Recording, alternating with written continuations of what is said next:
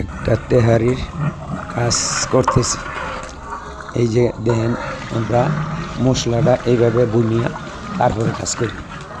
এই যে দেখেন কি সুন্দর একটা কালার আছে। আশা করি ইনশাল্লাহ অনেক সুন্দর হইব, সুস্বাদু হইব। তো যাই হোক, কাজ রোজার মাসটা আমাকে বাবুর্চি লেগে অনেক কষ্টকর, যেহেতু রোজার মাসের মধ্যে আমার কাজ অনেক কম থাকে।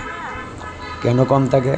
রোজার মাসের মধ্যে তো কোনো বিয়ে শাদী হয় না, যার জন্য রোজার মাসে আমাকে কাজটা অনেক কম থাকে। এই শুধু আমাকে এই কষ্টটাই রোজার মাসটা। যাই হোক, আল্লাহ পাক যেরকম কিসমতে রাখছে আলহামদুলিল্লাহ। হয়তো এক ডেক খিচুড়ি, নইলে 2 ডেক বিরিয়ানি বা গায়ে প্যাকেট করে হয়তো বিলায়, এই ধরনের কাজ পাই। হয়তো সমস্ত রোজায় হয়তো 10টা ছোট ছোট 10টা কাজ হয়তো পাবো, এরকম। তো যাই হোক ভাই, সবাই কাজ করেন, কাজের কেউ নিন্দা দেবেন না, কাজের সম্মান দেন। কেউ দেখা গেছে ভ্যান গাড়ি দিয়ে তরকারি বেচতেছে, হ্যাঁও কাজ করতেছে। কেউ বদলি বেচতেছে, হ্যাঁও কাজ করতেছে।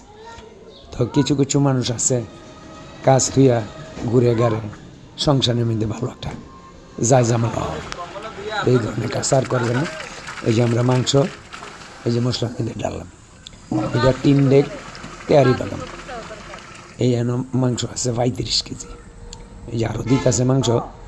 এই যে শুকুর আলী আমার কারিগর, যার জন্য আমি ভিডিও করি, যার জন্য উড়াইতে হয়, আমি উড়াইতে পারতেছি না। যাই হোক, ভালো থাকবেন, সুস্থ থাকবেন, দোয়া করি।